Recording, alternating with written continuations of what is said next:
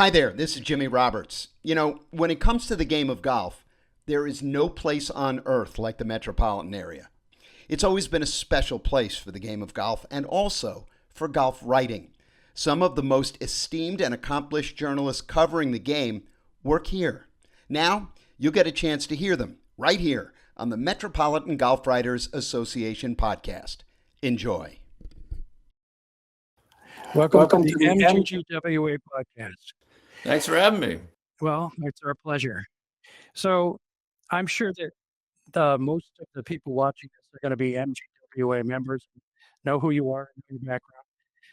But for that road group who don't know who you are, I'm going to read a little introduction, just so they have some context and respect for you right out of the box. I got this on Wikipedia. I usually write them on my own, but I thought this was a pretty snappy write-up. But I have a question first. Do you get to edit your Wikipedia listing?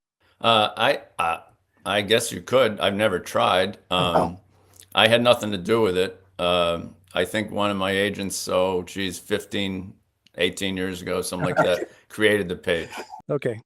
Well, you may want to make some edits as we go along here. Here we go. From Wikipedia. Pennington began his career at the Bristol Press in Bristol, Connecticut. And by the way, I used to live on Camp Road in Bristol. Then worked for the Associated Press in Boston, the Providence Journal, Stamford Advocate, and the Bergen Record, where he was a beat writer for the New York Yankees, and later a syndicated columnist. We good so far? Yeah. Okay. For 5 years at the New York Times, he was the beat writer covering the New York Giants. He also received acclaim for his coverage of multiple summer and winter Olympic Games. This part makes me laugh a little bit. In 2008, Pennington began starring, that's the word that makes me laugh, in golf videos and writing weekly on-par column in the Times. In 2015, Pennington authored the New York Times bestseller, Billy Martin, Baseball's Flawed Genius. We're going to talk about that a lot. But I wondered why they didn't mention your other books. The Troops to Champs, Heisman Trophy book, Survivor's Manual. And for your followers, if you go to Amazon, they have one copy left of your 1992 Winning Spirit book, and you can get it for $10.86 used. Yeah, right. Or you can stop by my house and I'll give it to you for free, because that book didn't sell very much. Okay. Pennington is a 15 finalist, 7-time winner, which is a great percentage, of the Associated Press Sports Editors National Writing Award. Writing stories about overused injuries in young athletes, unethical medical practices in professional sports, and a profile of ski racer Lindsey Vonn entitled 9 Abuses. His 2009 series of The Actual Monetary Value of the NCAA Athletic Scholarship won a Deadline Club Award from the Society of Professional Journalists in 2009. They've kind of a run-on there. Anyway. Again, I didn't write it. Okay. But they didn't put the capstone of your career, which is being named VP of MGWA by Hank Golick a couple months ago.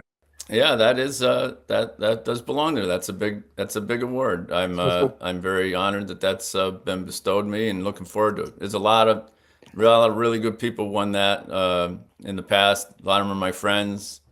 Probably my chief mentor, Dave Anderson. I mean, so it's pretty cool. It's a little humbling, frankly. Yeah, congratulations. Let's start with your background. Your backstory, family, school, early influences. I grew up in Hartford, Connecticut, which was a little bit of a gritty town then. But it was a good place to grow up. The houses were kind of close together, so if you needed to get 10 kids roughly your age to play pickup basketball or wiffle ball or baseball, you had no trouble. You could get 20 pretty easily. That was a good place to grow up. I enjoyed it there. I mean, a kind of neighborhood where everybody in the neighborhood walked to school, and so it was fun. My father was the manager of a prosperous sporting goods store in the prosperous town of West Hartford, Connecticut. Was that Rollins? No, his was called Alling. It was actually named after a rubber company called Alling Rubber. It was called Alling's. our house had a lot of sporting equipment in it. So if we were getting a pickup game going, and we were short a few gloves or balls or bats, it was pretty easy for me to find enough to make sure the ball game kept going. It was so it was athletics. There was an athletic part to all this because my father was an athlete. He was a ski racing coach, which I became later in life. We all learned to ski early because he sold a lot of skis, so we had skis in the house. But then at the same time, my mother ran the household actually. So when we were in the house, there was more about education than anything else. Pretty much, there was books filled the house. I was the youngest. My older sister was 8 years older than me, and my brother was 4 years older than me. And it was all about schoolwork and that kind of thing. I mean, if my sister got I doubt she ever got anything but an A until she graduated from high school. And if she had not got an A, it would have been big. We would have heard about it in the household probably. But it was interesting. Hartford had two daily newspapers back then, so we got both of them, one in the morning and one in the evening. We got the Sunday Times whenever we could get it in Hartford. We got Time magazine, we got Newsweek magazine, we got Life magazine. They all came in every week. When we got older, we got the New Yorker. There was a lot of reading going on. I kind of absorbed all this. I remember when I was 9, for my 9th birthday, I got a subscription to Sports Illustrated, which was very pivotal because, that was, wow. I mean, I never really read sports writing like that. And it opened up, a whole sort of way of thinking. And at the same time, when I was 9, I mean, I was really like a news junkie, that's the way it was in our house. I mean, the TV didn't come on until 6:30 when Walter Cronkite's Evening News came on. And the radio was always set to like news talk radio station. And so when I was 9, I also took the manual typewriter we had in the house and I put it on the dining room table and I started typing a weekly family newspaper. And I called it the Pennington Times. And it would have spirited, summaries of spirited dinner conversations / arguments. If my mother had rearranged the furniture in the living room, if, whatever, something the dog was doing that week. And I also would review with great relish if there was, my brother and sister had not gotten 100 on a test in school or something. And then, as I always used to say, plus I had post-game reactions. I was already thinking like a post-exam reactions, I should think. So I was already thinking like a reporter. And when I was in junior high school, we moved out to the suburb of Farmington, Connecticut. While I was in high school, I started writing for the local, covering sports for the Bristol Press, which now is of course known as the home of ESPN. But back then it was just another kind of a semi-industrial city. Yeah. And that was really interesting. I mean, I had, it just happened. They called up, they wanted to write more about Farmington than they had in the past. And they were looking for somebody to cover the games. And the athletic director just sent me over. So I did it. But I had to occasionally cover games I played in high school. So, I mean, I was a place kicker on the football team. So, I'd started out covering a lot of basketball and baseball. I didn't play those sports in varsity in high school. I said to the editor, I said, okay, well, what am I going to do when, I kick a couple field goals and I got to, my name, the byline's on the story and I got to say that I kicked these field goals. And it was kind of early journalism lesson. He said, listen, son, he says, we're a small newspaper. He says, nobody reads the bylines. Nobody is going to notice. He said, this is not the New York Times. Nobody reads the bylines. Oh, that's funny. And it proved to be true, other than, I suppose teammates would, of course, talk to me about why I didn't feature their great run or their touchdown or that kind of thing. But it gave me dozens and dozens and dozens of paid, professional clips for when I was leaving high school and considering colleges and stuff like that. I have to tell you, I grew up in West Hartford as well. And I was in Soapbox Derby when I was 10. And your dad's store sponsored my car. Oh, interesting. Yeah. And I have a picture of it I'll send to you. I think his name is written on it. Wow. That's interesting. Yeah. It's funny. I also was a paper boy for the Hartford Current and then the Hartford Times. So I know those papers well. Yeah. Yeah. That was great to have two newspapers and two perspectives in the morning and the afternoon. I mean, those days are long gone, Yeah. But yeah, it was, they were both good newspapers, really. So when did you discover that you could write well? Did somebody tell you that? I was a pretty good kicker. I had help from my father, who had held thousands of balls for me when I was practicing, and I also got tutelage from the semi-pro kicker in Hartford for the Hartford Knights, if you remember them. Sure. He was a Penn State All-American, and I got tutelage from him and stuff. So, I was an all-state kicker, and I was getting recruited throughout New England and other Eastern schools. And I ended up at Boston University, and it was really fortuitous, and it really wasn't accidental, because BU had a long-standing, for decades, and very large journalism school. So that was a big target for me. And I remember finding out later that, it was my clips in the Bristol Press that, kind of helped get me in. I mean, Sure. obviously I was a football player. I was, because I did play at BU.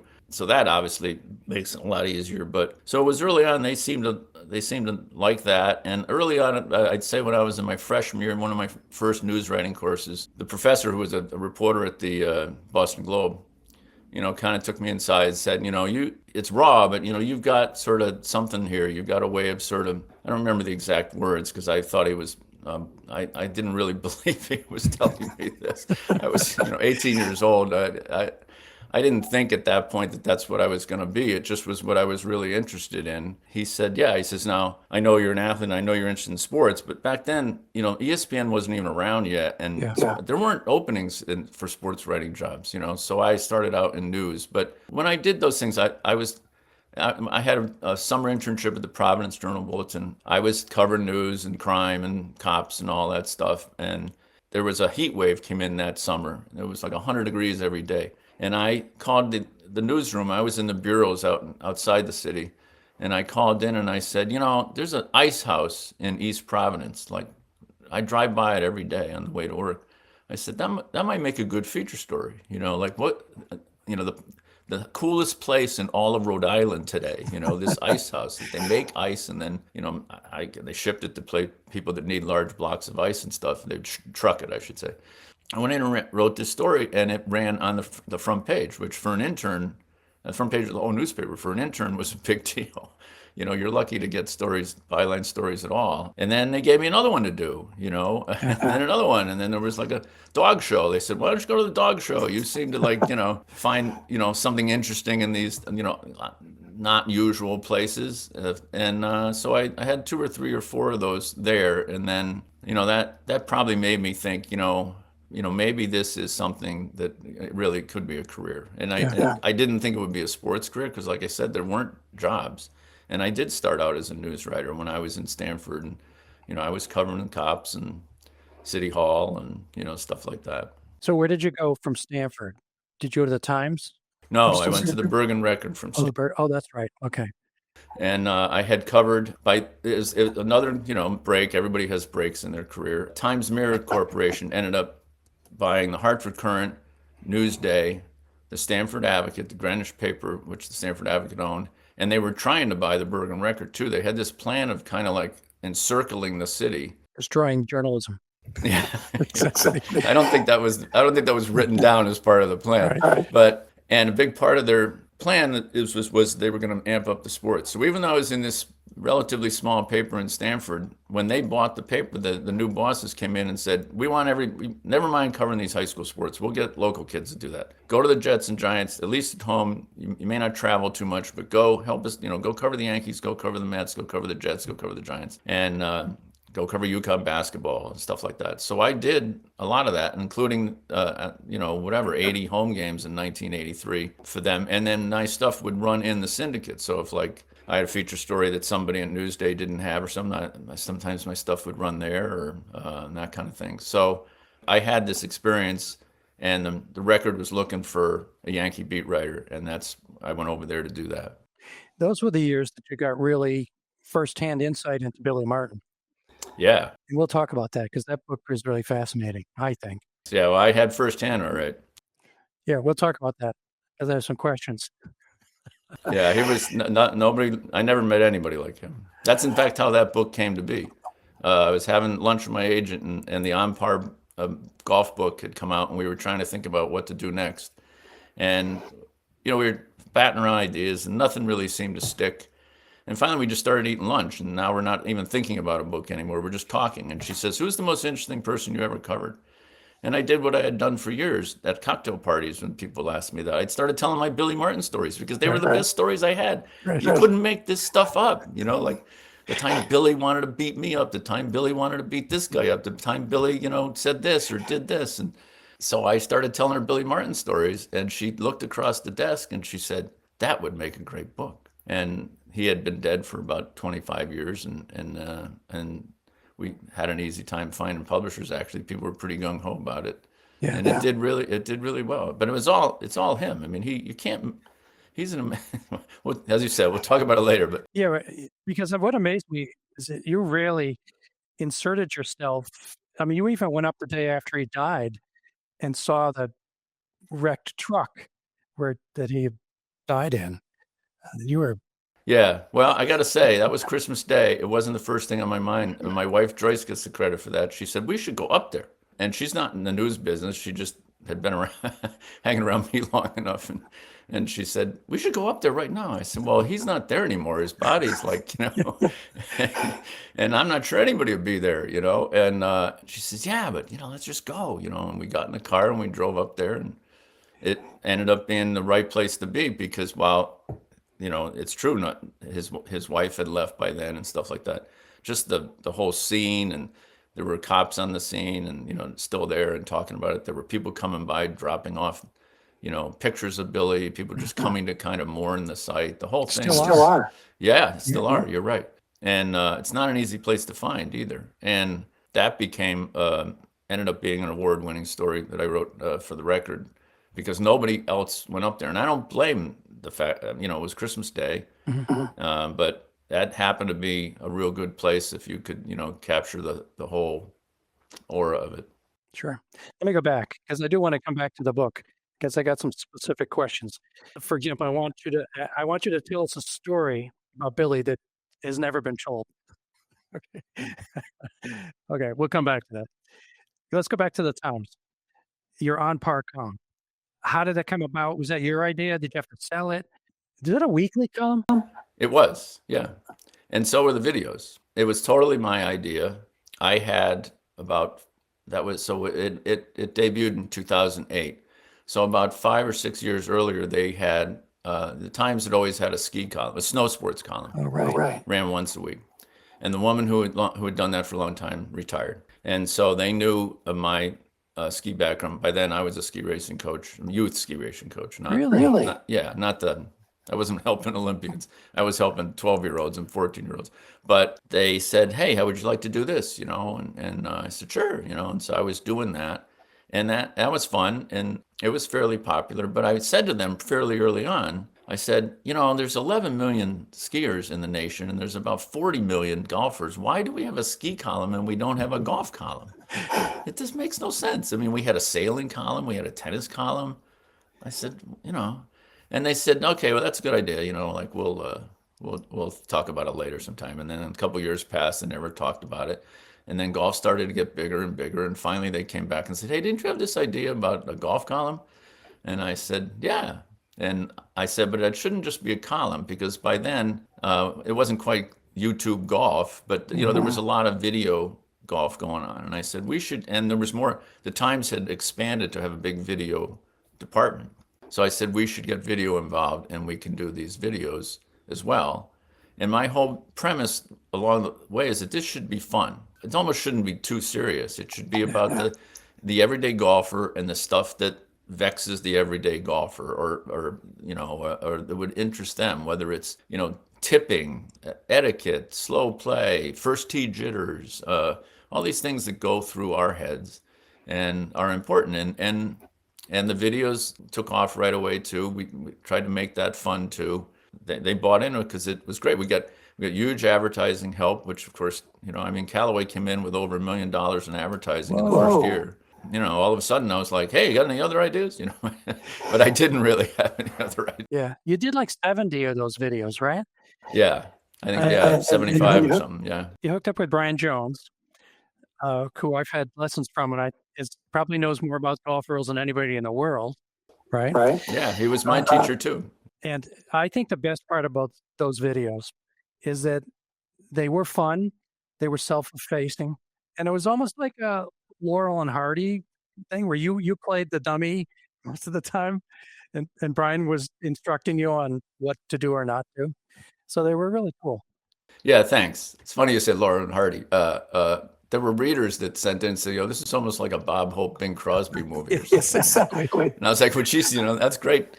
Do we have any young readers? But but we did, because I would hear from them too. I got tremendous amounts of mail, more so than I had ever gotten in anything else, covering the Giants or the Yankees or anything. Yes.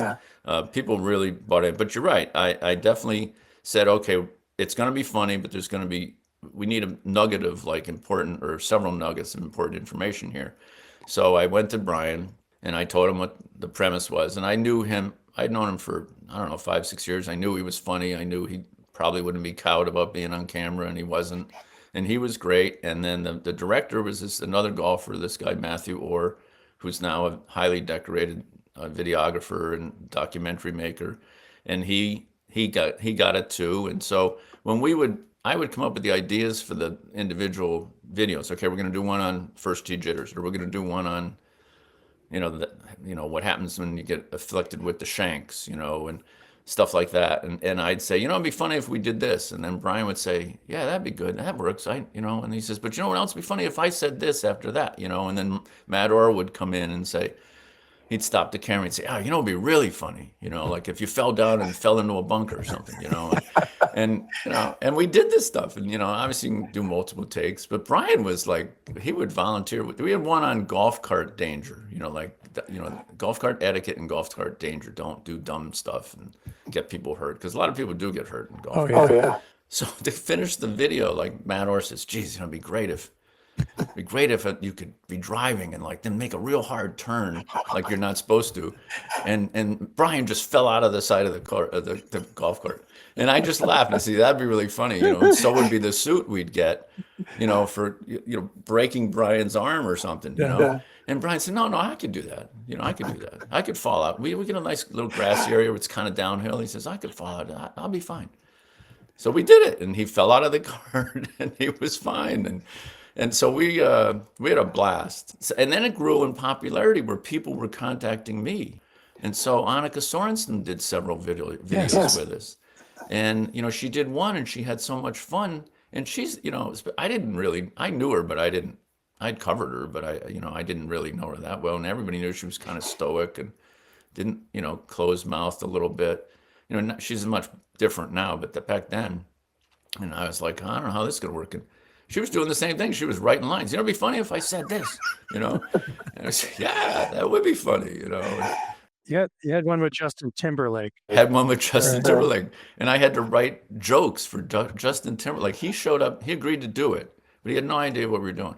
And the basic premise was that to start this video was that we're getting ready to go play, me and Justin Timberlake and I, like that would have ever happened. But anyway, we're out going to play.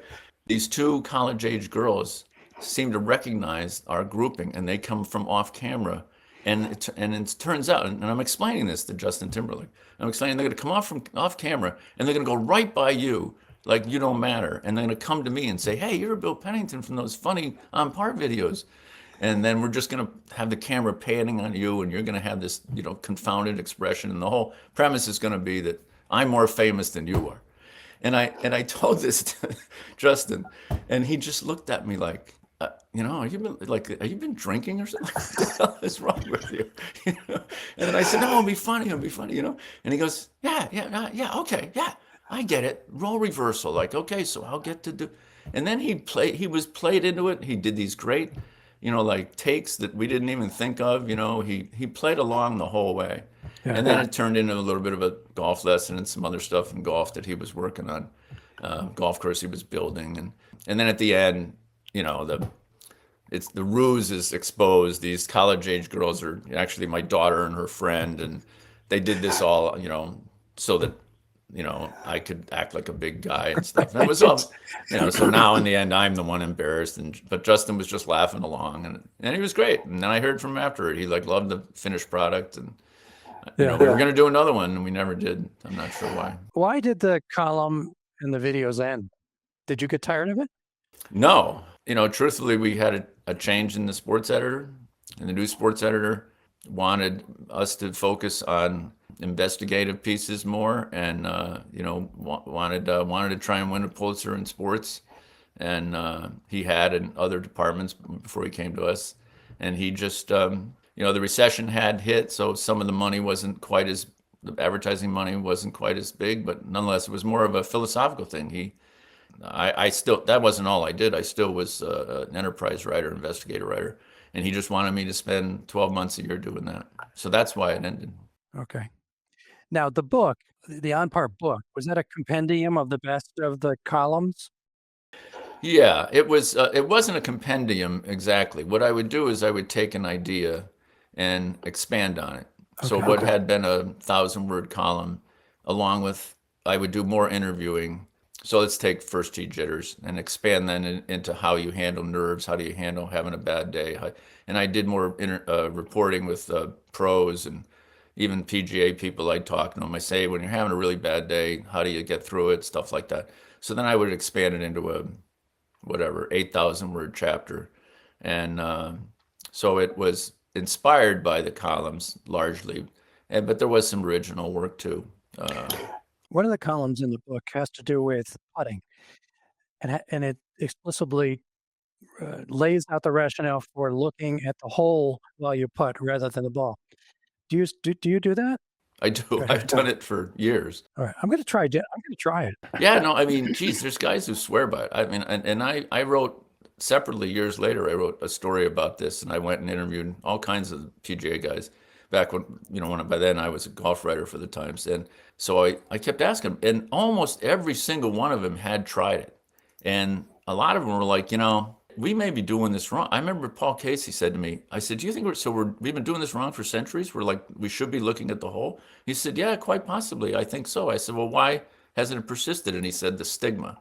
He said, if you look at the hole out here, people start looking weird at you. Like, what, you look at the hole? What's the matter with you? Like, what, He says, so you almost have to spend so much time answering questions that it gets into your head. And and he says, everybody has bad spates of putting, and then you start wondering, well, it's because I'm not looking at the ball. And, so it's on, but he said, I remember Casey and others said, that may still be the right way to do it. If it makes sense. When you're shooting free throws in basketball, you don't look at the ball in your hands. When you're throwing darts, you don't look at the dart in your hand. Why aren't we, most sports, you look at the target. Why aren't we looking at the target? Yeah.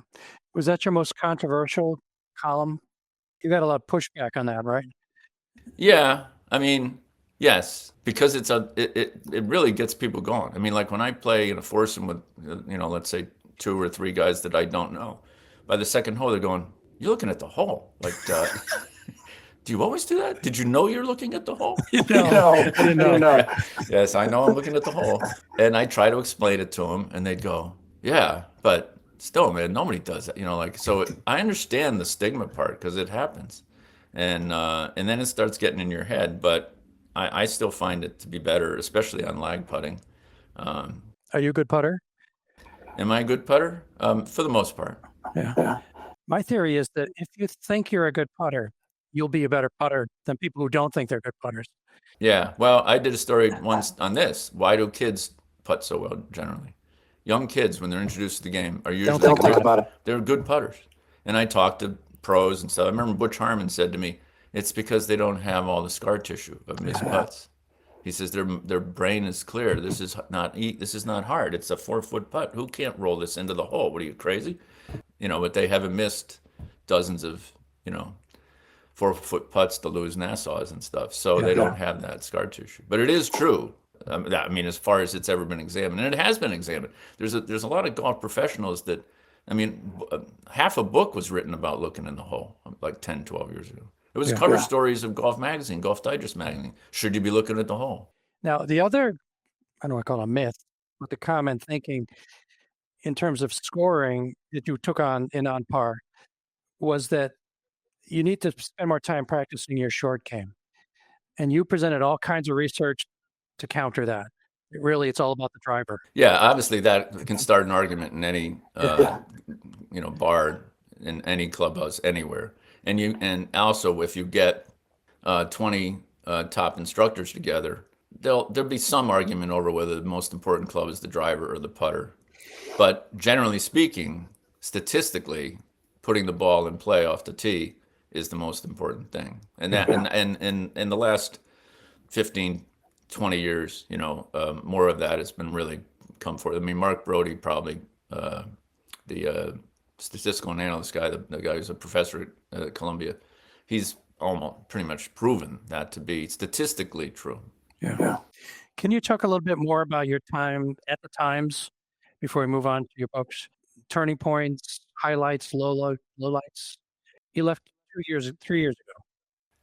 Yes. Okay. But you've done columns. Yeah. I still write. My past follows me still. Wherever it was, 8 months ago, Lindsey Vonn, who I had covered since she was 16, because I did a lot of ski racing in the Olympics for the Times for many years. You were the Belichick piece too, right? Yeah, that too. Yeah. So Lindsey Vonn called me up and said, "I'm going to come out of retirement. I want you to tell the story." So I wrote that. When Belichick, you're right, when Belichick was fired from the Patriots, however you want to phrase it. They came to me because I was the Times' kind of resident Belichick expert. I've known him for more than 35 years. So, and also being a native New Englander, they wanted a story about why he was so big in New England, what made him such a god in New England, in particular his personality and stuff like that. So I wrote that, and that was, I remember when I retired, I thought, well, I may never have another A1 story. And I had over 100, I don't know how many actually at the Times. And I said, well, that's probably done. And then I wrote this Belichick story, and they put it on the front page. I said, well, I guess I'm not done. But he didn't talk to you, did he? You didn't get to interview him. I did not talk to him at that point. No, he wasn't talking to anybody. Have you talked to him? I have talked to him. Yeah. Off the record. I've had like all kinds of off the record conversations with him. Is he misrepresented in the media, just in terms of his temperament and his real personality, or?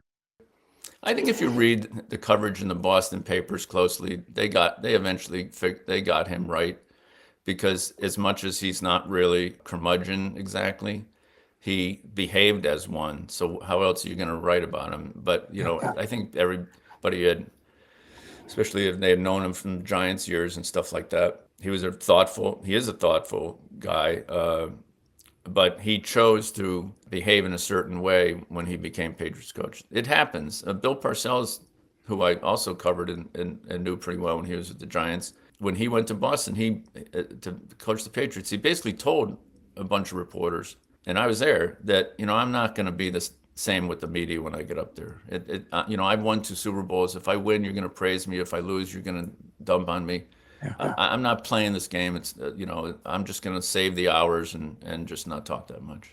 So I think Belichick followed the same thing.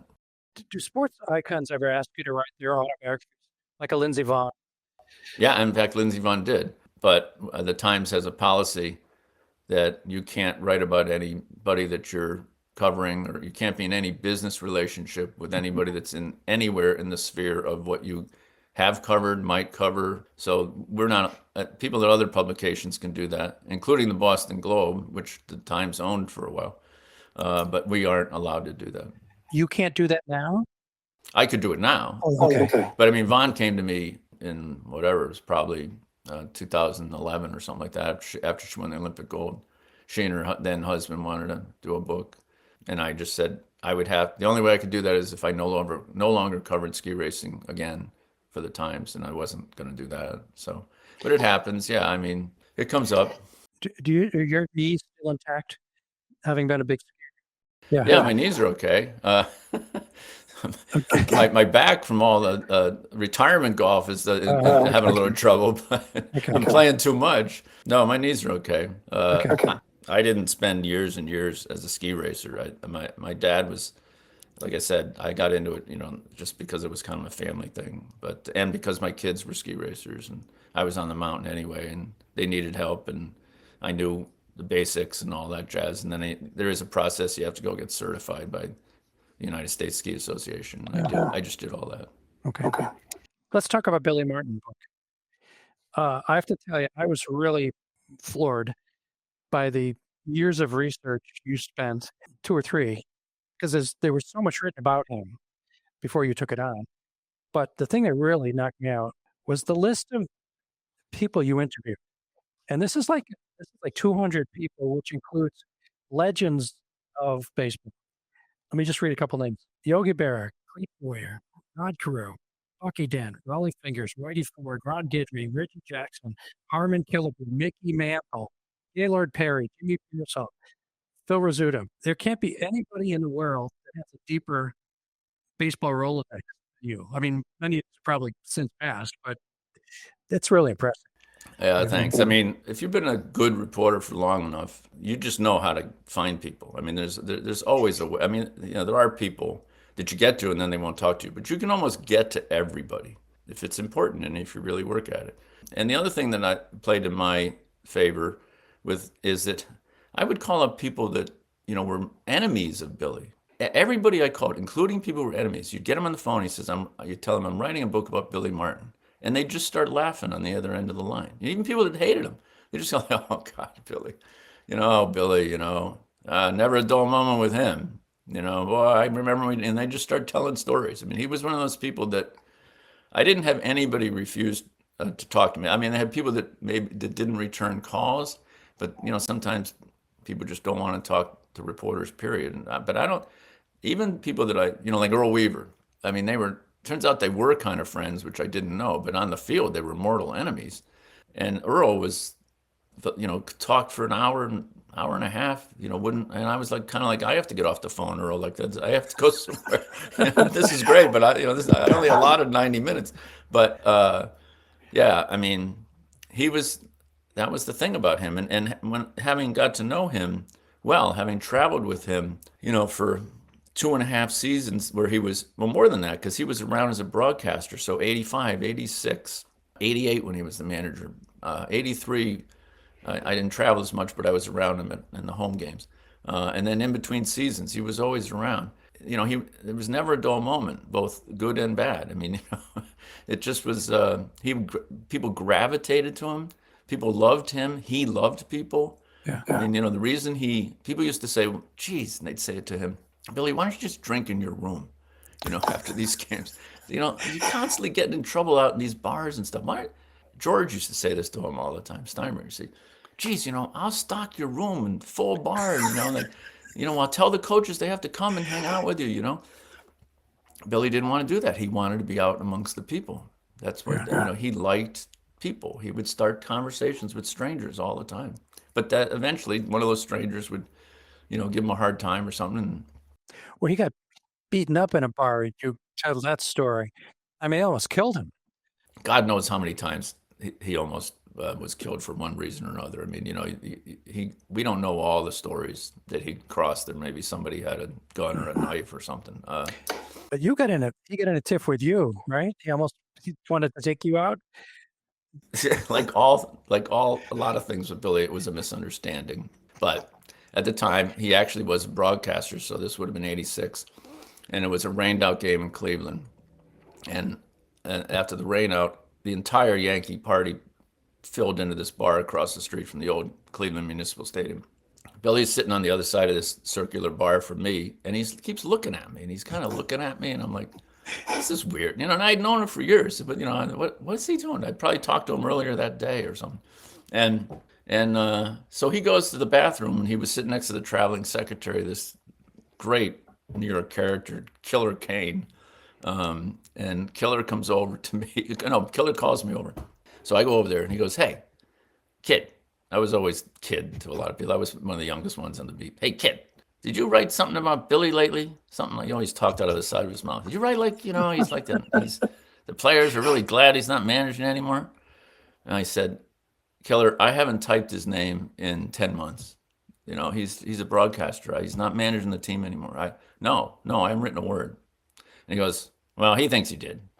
And he's really mad.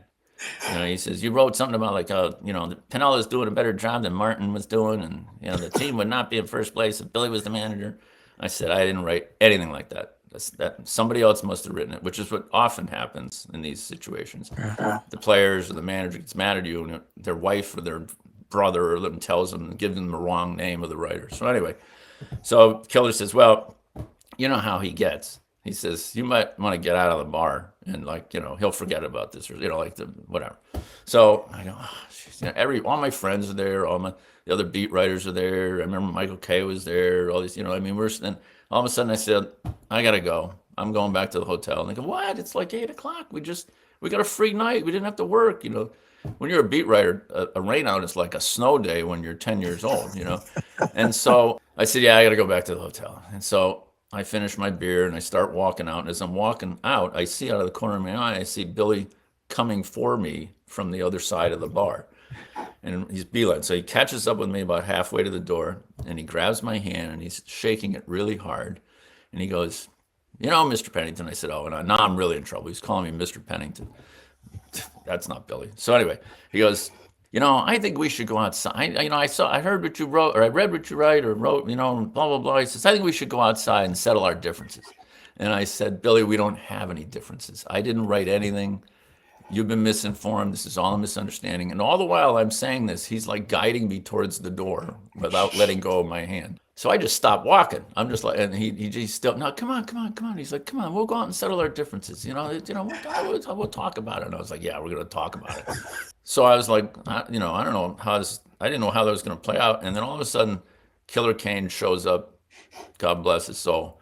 And he says, hey, Billy, come on, I'll buy you a drink. Leave the kid alone. Come on. We'll talk about this tomorrow. Never mind. Come on. And Billy stops and he just gives me this look like, all right. And he leaves and he goes back. And I go back to the hotel and have a drink by myself, miserable, and go to bed. And the next day, we're at the ballpark before the game. He's sitting in the lounge behind the press box because he was a sometimes broadcaster.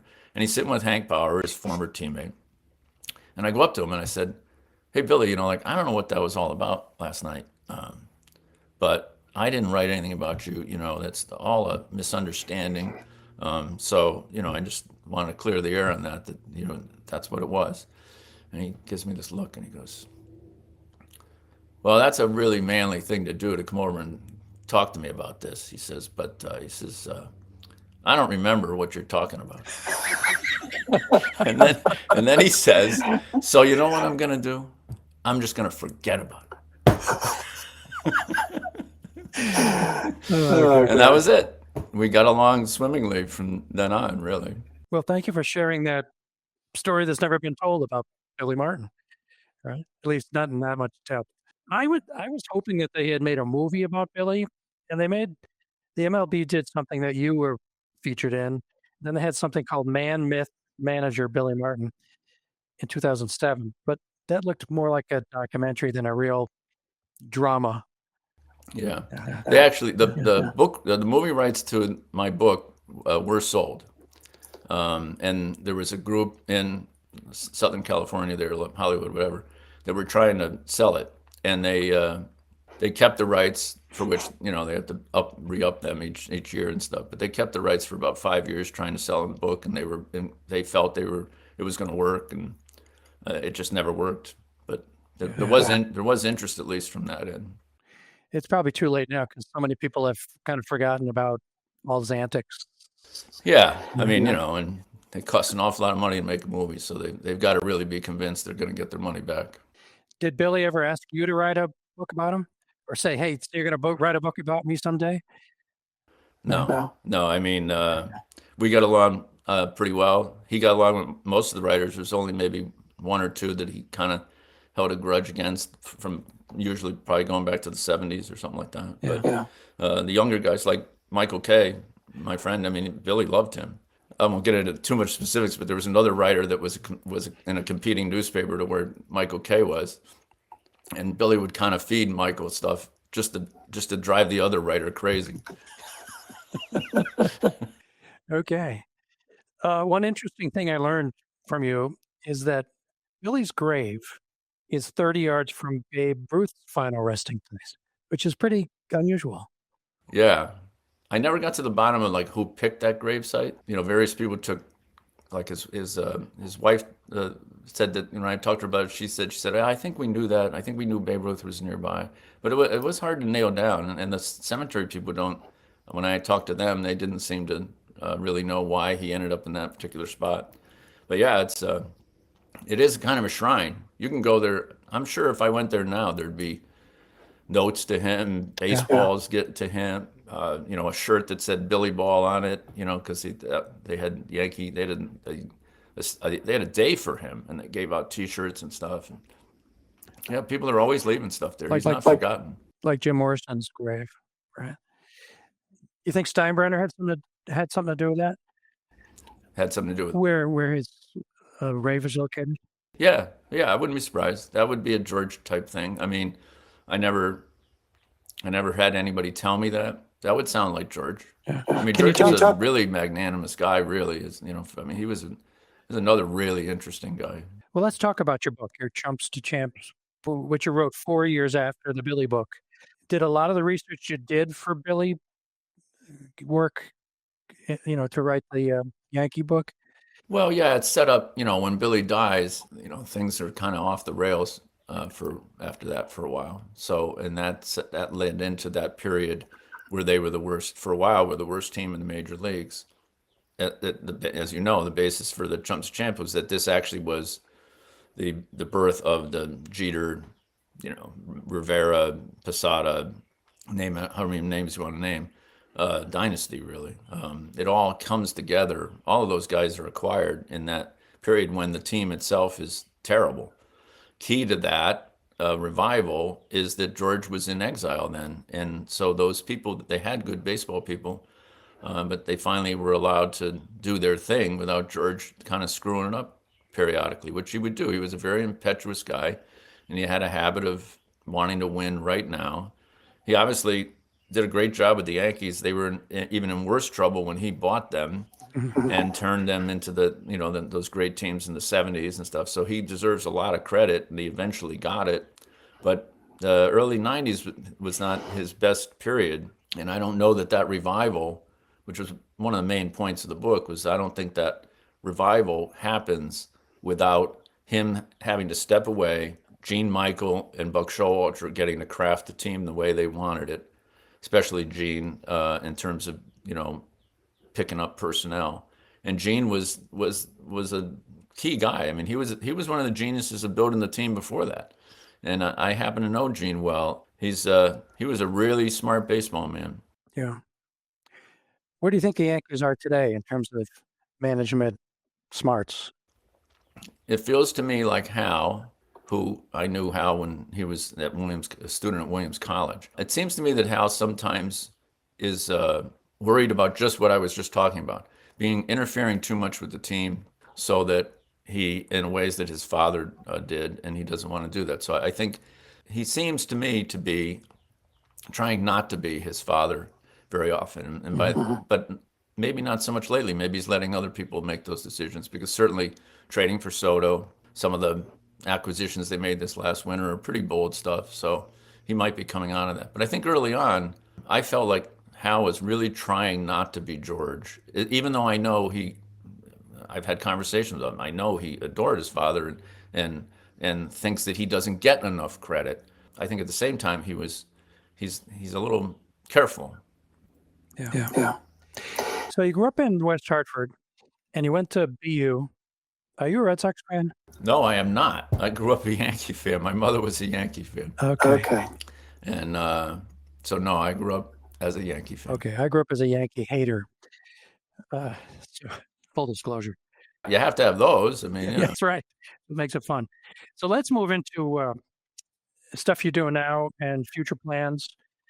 Are you going to write another book? My agent and I talked about that. She would like me to write another book, but she doesn't have to write the book. I love her, but that's so. Yeah, we've talked about some things. I don't feel compelled to write one. I don't feel lost, or, as I said, there's still freelance stuff I do at the Times. There's still things to do. There's other projects that the Times has me involved in and keep me busy. I did really want to play more golf and find out. Yeah, we're all like this, right? How good could I get if I played, 4 or 5 times a week? I didn't, I could practice whenever I wanted. I could go to the range. I didn't have a job. See, I think when you retire, if you're an avid golfer, you think, wow, my handicap can come down 5 strokes if I just have more time to practice, which is of course ridiculous. It doesn't. I mean, mine went down maybe a stroke, so there's that. But I'm happy in retirement. I tell people all the time, I recommend it. It's people that are on the edge or deciding whether to do it, or who, I was about to turn 66. That was my plan, and I'm glad that I stuck to that plan. Yeah. Let me back up for a second. How do you write a 500 plus page book while still being employed full time at the New York Times? Did you ever go home? No, I was home a lot. I was up in this office I'm sitting in on a lot of vacation days off, holidays. One of my author friends said, he uses the phrase, "I'm with book right now." And what he means is that you never stop thinking about it. You wake up thinking about it. You're just trying to find time. Oh, I got to call Rod Carew. I forgot, where's my list of people I got to talk to? I never took a leave of absence. A lot of people do from the Times. I just did it really on every time I could find a free moment. Yeah. Is it like having a baby? Do you have postpartum blues after it's finished? Or running a marathon? I have run a marathon. I haven't had a baby. So I don't, I would say, no, I didn't have blues. You do find yourself still waking up thinking you've got chapters to do. Okay. It doesn't go away right away. And then you have to remind yourself, no, I'm done. I turned it in. Of course, you're not completely done, because then there's revisions. So when you're done, you're not done. So revisions come back. It gets edited. You have to rewrite some things. I never had major rewrites, but there's stuff that takes maybe another 50, 60 hours. Yeah. We think this would be better. We want to flip this chapter, maybe, stuff like that. I mean, so no, I didn't have that. Then you're just kind of waiting a year for it to come out. That's a little weird, because you're done, but nobody knows it or cares, or it's like a movie. You don't know if it's going to be successful. Maybe nobody will read it. Did the book sales sell? The Billy Martin book? Well, the Billy Martin and your Yankee book, and on par. Yes, but more the Billy Martin book than any other book. There was something about that book. It was the right idea. I was probably in a good place to write it, having known him so well. It wasn't my first book, because you learn a lot doing your first book or your second book. So the Martin book more so than any other book. I always felt the Yankee book could have been an Harvard Business Review case study, because it's really a management strategy or dysfunction book, right? Oh, Billy? No, the Yankee book. Oh, that's true. Yeah, I think that's true. Let's move into the reflective part of the interview, just in terms of, advice for aspiring sports writers. But first, was there a person or an expression or a poem or something that's kind of been your guiding light, or something that you think of all the time that keeps you centered or focused? I don't think I had a mantra, although the closest I probably had would be something I learned early at small newspapers, and that's that there's good stories everywhere. Just because you're covering the Stamford City Council doesn't mean there aren't good stories there somewhere if you look and you're enterprising enough. There's something. Sometimes it can be corruption, but sometimes it also can be this master plan that this one planner has buried deep in the city planning department, and his or her vision is really a good story. Same thing goes for being assigned. I mean, I had all kinds of crazy assignments. Go cover a review that was bringing back Janis Joplin and Jimi Hendrix, and was playing in the Stanford Theater there, in Atlantic Street. And I was like, well, what am I going to write about this? Well, the two people playing Jimi Hendrix and Janis Joplin were fascinating, and they'd had these crazy careers up to that, and I wrote that. I mean, there are good stories everywhere. As far as a person, Dave Anderson was instrumental for me. He lived in New Jersey, in Tenafly, New Jersey. Lived in Bergen County, so he read me when I was a columnist at the Record, and would talk to me about stuff. We were at a lot of the same events, Yankee games, Giants games. He kind of took me under his wing. I played a lot of golf with him. I may not gotten hired at the Times without Dave, for all I know. Between just advice and maybe putting in a good word for me or something like that. Although the sports editor, Neil Amdur, also lived in Bergen County. So That kind of stuff helps. I used to joke when they had a party for me when I retired at the times. Neil was there, and I said, I just want to say, thank God Neil lived in New Jersey, or none of you probably would have ever heard of me. I mean, if he had happened to live on Long Island, I don't know, maybe I would have been at the Boston Globe or something. But Dave was great, and when I got to the Times, would travel together a lot.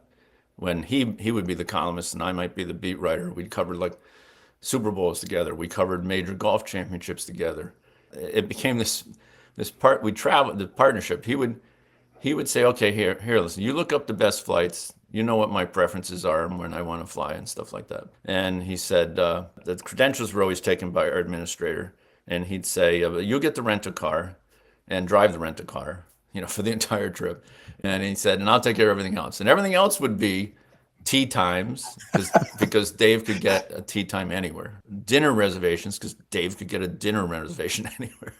So I was like, okay, great, wonderful. That's a great deal, And then I just get back to him. Okay, here's where book this flight here, and blah blah blah. I'd do the driving, and he'd take care of everything else, and he would. And then that included also when you're at events. He knew everybody, and everybody knew him. Mm-hmm. And, so people would come to him, whether it was Al Davis or, other owners of teams or general managers. And when I was just getting started, he'd say, hey, do you know Bill Pennington? Blah, blah, blah. Well, now, and next thing you know, I got Al Davis's home phone number, So, I mean, back when people used home phone numbers. So it was great being in his orbit. And he was just such a professional in everything he did, and handled himself so well, and had good advice and stories. Sometimes he was good. Sometimes the most important part is picking the right thing to write about, like at a Super Bowl. Mm-hmm. And Dave, I can hear his voice now. He would lean over and say, "When in doubt, write the quarterback." Like that was his thing. When in doubt, write the quarterback. I said, "Yeah, but you might be writing the quarterback." He says, "Well, then you write the other quarterback." So, I'm writing the winning quarterback. You write the losing quarterback. That's a good story too. He had been in the business. Everybody who knew Dave loved Dave. Did his writing style influence yours at all? Yes and no. I mean, yes, in that how he chose the subjects and how he kept things simple. He didn't like to have. He was a columnist, so it was a little different. When I was working with him at the Times, I wasn't until the On Par column or the ski column. I wasn't really a columnist then. So, but yes, he didn't like stories with a lot of moving parts. He liked, and I think readers don't like too many moving parts either. Keep one or two messages per story is probably enough. Yeah. A couple more questions, because I'm killing your morning here. What do you tell a young person who says, "Hey, Mr. Pennington, I want to be a sports journalist. What do I do or don't do?" Well, I mean, I guess it depends what part of the business. I don't have as much advice on how to become a TV personality. But you started in all this video series. I did. I don't know where that came from exactly. But in general, it's one of the things I learned, and I think was said to me occasionally, and certainly something that like a lot of the veteran writers that I knew did, is being there is really important. And you say, okay, well, of course you're there, but a lot of people write from afar now and aren't really on site sometimes. And more than that, be there early. I'd been around golf, but when I took over the golf writers beat in 2019 for the Times, really important to be on the range early, because there's always these early birds, and they're often the guys that aren't around and available to talk at 10 o'clock or 11 o'clock. This is before a tournament I'm talking. You get so much more work done on Monday, Tuesday, Wednesday, especially Monday, Tuesday. But being there early, first of all, being there is number one, because a lot of people sit in the press room. Being out there, being seen, you learn a lot. You learn a lot about habits. They're more liable to talk to you. Be on the range, be by the putting green, be over by the chipping area. Great stories are all found in those kind of things, and they really notice. Athletes, my experience, pro athletes really, really notice. When I was a Giants beat writer, I used to go to practice. Practices were open back then. I would go to practice. I'd be there before the practice started. I wanted to be standing on the edge of the practice field when they walked out of the locker room and came out. And sometimes it was freezing cold. It wasn't the most convenient thing to be there. And I would usually be the only writer standing there. Sometimes I think, what are you doing this for? You're free, like you don't talk to them that much then, a little chit chat, but like, why are you doing this? And then, like I found out, like Michael Strahan started calling me the Maytag repairman. He says, you're the only one here all the time. As time went on, I started realizing that they cared that I was there. They had to be there. Then it was good that I was there. You picked up insights. You did see things. There were stories that happened that nobody else saw that I wrote. One time they thought they were being spied on. Jim Fossil, the coach, had these binoculars, and they were examining rooms in the hotel, the Sheraton that used to be overlooked their practice field at Giant Stadium. They were convinced the Redskins were stealing this and that and everything, and so after practice, I went to Fossil and I said, "What was that?" And he says, "Well, you're the only one who saw it, so I'll tell you, and that turned out to be a pretty good story to get, But I think most of it all is that you think the players aren't watching this kind of stuff, and they are.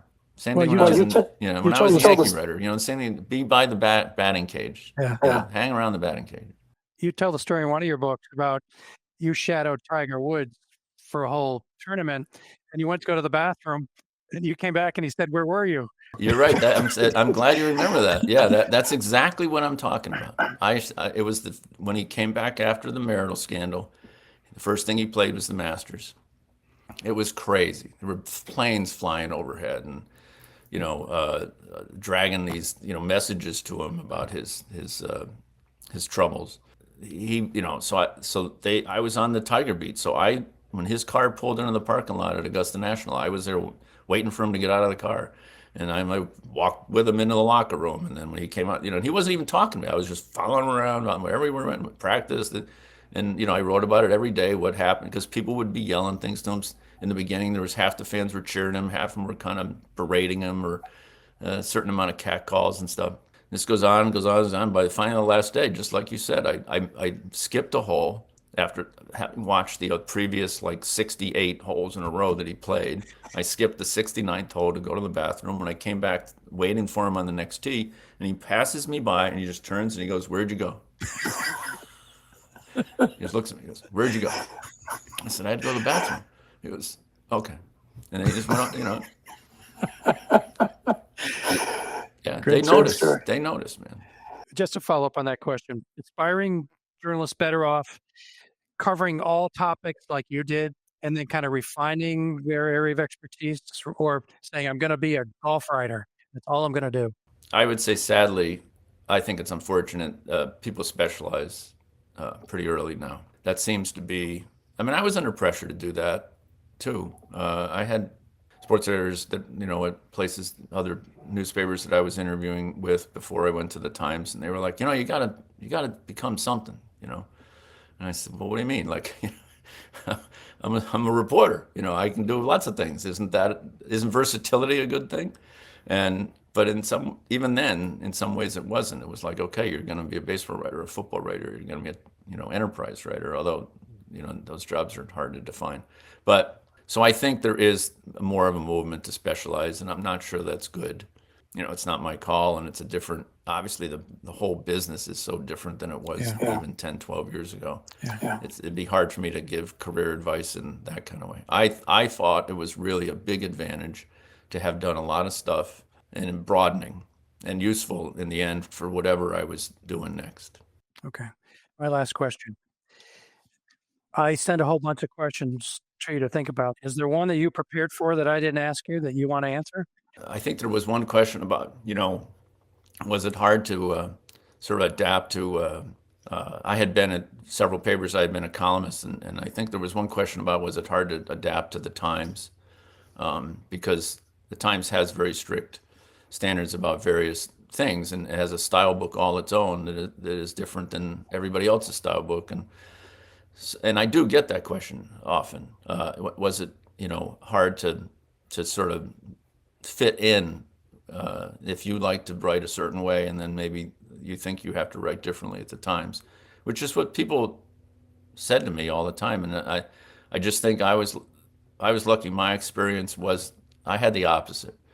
I kind of almost purposely tested it out. The first story I had to the first place that I got when I got at the Times, first place they sent me was the 1997 U.S. Women's Open. And Annika Sorenstam was the two-time defending champion. So she was the big story coming in. Nobody won 3 in a row, I don't think. And I go out to the first round. She was playing early. I went out there. And I remember my lead the next day. I'm paraphrasing somewhat, but it was Annika Sorenstam began her quest for a historic 3rd straight U.S. Women's Open championship in the chill of early morning under a dark sky and steady rain, a setting that she chose to dress entirely in black. And then I said, new paragraph, and I said, and then things got really bleak. Because she was 5 over after 4 holes, and she had 3-putted from 6 feet, and she had been in the rough and advanced the ball just inches and she ended up shooting 77, played her way out. But when I wrote that lead, first assignment, first time, I don't know the editors on the desk, the Times Sports desk, I remember thinking, well, I started the second graph with the word "and," that's not common. And I said, I'm going to find out, the way I've been writing for the last 10, 15 years is going to fly. The next day I went down from the hotel down to the gift shop, bought the Times, opened it up, and they hadn't changed a word. Wow. That's great. That's great. So I said, well, okay. All bets are off. Well, thanks for that story, and thanks for the interview. And one last question. Are those your press credentials behind you? Yeah, that's only some of them. I was going to say. I mean, it goes for the whole wall. It goes all over. Oh my God. I started saving those. I don't even know why I started saving those, but I did. The house that I live in, we built 27 years ago, and I had this office that I'm now sitting in, and I had this baskets and baskets of credentials, and finally, my wife said, it'd be great to do with those. You just put them all up on the wall behind your desk and where you work. They're very colorful. They're really like people come up and look at it. It's like, wow, I didn't know you covered, the Tyson Lewis fight, and I didn't know you did this. And, Yeah. wow, you were there for Tigers, when he won the first Masters and when he won his last Masters. And You're old. Right. but they're quite decorative. Yeah. They're a conversation piece. It's but, cool. Yeah, thanks. You should take a picture of it, make it like a mural. I guess so. I mean, I remember when we were doing it, my kids were pretty young, and they just had a blast using the stapler, stapling things to the wall. Oh man, you sure I can do this? I'm not going to ruin the wall? No, just go. Staple away. We took an evening. We took us a couple hours. We got them all stapled up there. And on that topic, have a happy Father's Day. Thank you. This weekend. Thank you. Thanks again. again. Right. Thank you. It was a lot of fun. We'll see you out there, I'm sure. Yeah, absolutely.